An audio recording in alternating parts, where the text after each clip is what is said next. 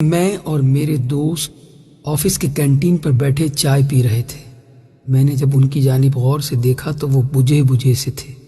وجہ پوچھی تو کہنے لگے، مجھے آج مرے ہوئے 3 سال ہو گئے۔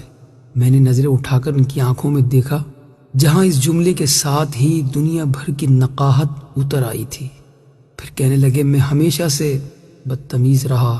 بچپن میں اسکول جاتے ہوئے ضد کرتا، کھانا کھاتے ہوئے ضد کرتا، نخرے کرتا، یہ نہیں کھانا، وہ نہیں کھانا۔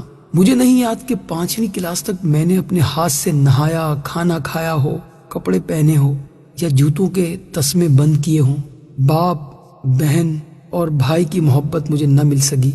پرائمری اور مڈل اور پھر میٹرک تک یہی عادت رہی کہ رات کو سونے سے پہلے کتابیں، کاپیاں، بیگ، غرض تمام چیزیں ادھر ادھر بکھری چھوڑ کر سو جاتا، مگر صبح آنکھ کھلتے ہی دیکھتا کہ تمام چیزیں بہت سلیقے سے بستے میں پڑی ہوئی ہیں اور میرا بیگ بڑی نفاست سے میز پر رکھا ہوا ہے۔ مجھے لاکھ بار کہا جاتا کہ دودھ پی کر سونا، مگر میں نہیں پیتا تھا۔ لیکن جب صبح اٹھتا تو لبے شیریں، منہ کا ذائقہ بدلا ہوتا۔ پہلے پہل تو پتہ نہیں چلتا تھا، مگر آہستہ آہستہ پتہ چل گیا کہ رات کو نیند میں ہی دودھ پلا دیا جاتا تھا۔ رات کو کبھی آنکھ کھلتی تو دیکھتا کہ بارش ہو رہی ہے اور مجھ پر کمبل ڈال دیا گیا ہے تاکہ سردی نہ لگے۔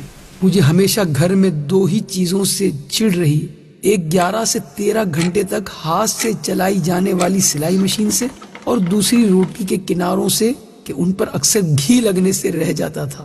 مگر روٹی کے وہ سوکھے ٹکڑے جو میں اتار دیتا تھا، نہ تو کبھی گھر سے باہر فروخت ہوتے ہوئے دیکھے اور نہ ہی کوڑا دان میں کبھی نظر آئے۔ اور جب بھی مجھے پیسے چاہیے ہوتے تو میں اسی سلائی مشین کا رخ کرتا جس سے مجھے چڑ تھی۔ جب بھی مجھے کبھی معمول سے ہٹ کر زیادہ پیسوں کی ضرورت ہوتی تو دیکھتا کہ گھر میں سلائی مشین کے چلنے کا دورانیہ 16 گھنٹے تک جا پہنچتا۔ مجھے یاد ہے کالج میں داخلے کے وقت مجھے 1500 روپے چاہیے تھے۔ میں نے گھر آ کر بتا دیا۔ اسی رات 2 بجے کے قریب میری آنکھ کھلی تو گھر کے برآمدے میں کچھ کھٹ پٹ ہوتی ہوئی محسوس ہوئی۔ ذرا غور کیا تو محسوس ہوا کہ جیسے کوئی گھٹی گھٹی سسکیوں کے ساتھ رو رہا ہے۔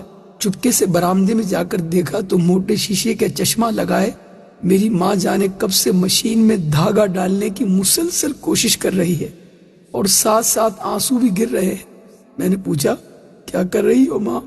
ماں نے چونک کر میری طرف دیکھا اور جلدی سے آنسو صاف کرتے ہوئے چہرے پر مسکراہٹ سجاتے ہوئے بالکل صاف آواز میں کہنے لگی، وہ سامنے والی سریا کی بھائی کی شادی ہے تو اس نے کہا کہ صبح تک 2 سوٹ سلائی کر دو، اس لیے بیٹھی ہوں، لیکن دھاگا سوئی میں نہیں ڈل رہا۔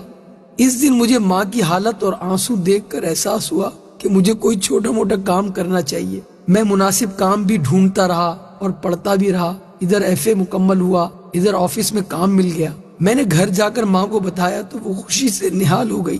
فوری شکر پارے لا کر محلے میں بانٹ دیے۔ ایک دن میں کام سے گھر آ کر لیٹ گیا، تھوڑی تھکاوٹ ہو رہی تھی، پاؤں چارپائی سے لٹکائے ہی سو گیا۔ جب اٹھا تو دیکھا کہ خلاف معمول آج نہ جوتے میرے پاؤں سے اترے تھے اور نہ ہی کھانا بنا تھا۔ ماں کو آواز دی، ماں ماں، اے ماں، اے ماں، ماں اٹھیے، بھوک لگی ہے۔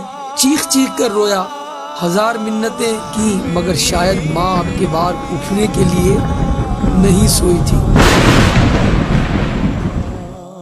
ماں کے بعد وہ گھر چھوڑ دیا، گویا قبرستان لگتا تھا۔ ادھر دیار غیر میں آ کر اپنا سارا کام خود ہی کرتا ہوں تو سوچتا ہوں کہ میں نے کبھی چیز کی خدمت نہ کی اور نہ کبھی آسائش و سکون اسے دیا۔ وہ میری ماں تھی، نوکرانی نہیں تھی۔ یہ کہتے ہوئے میرے اس دوست کے 2 موٹے موٹے آنسو اس کے رخساروں پر بہنے لگے۔ اللہ تعالیٰ میرے اور جن کے بھی والدین حیات ہیں، سب کے والدین کو ایمان اور صحت کے ساتھ خوش رکھے۔ ماں بڑی نعمت ہے، اس کی قدر کیجیے۔ ماں بڑی نعمت ہے، اس کی خدمت کیجیے۔ ماں بڑی نعمت ہے، اس کا احساس کیجیے۔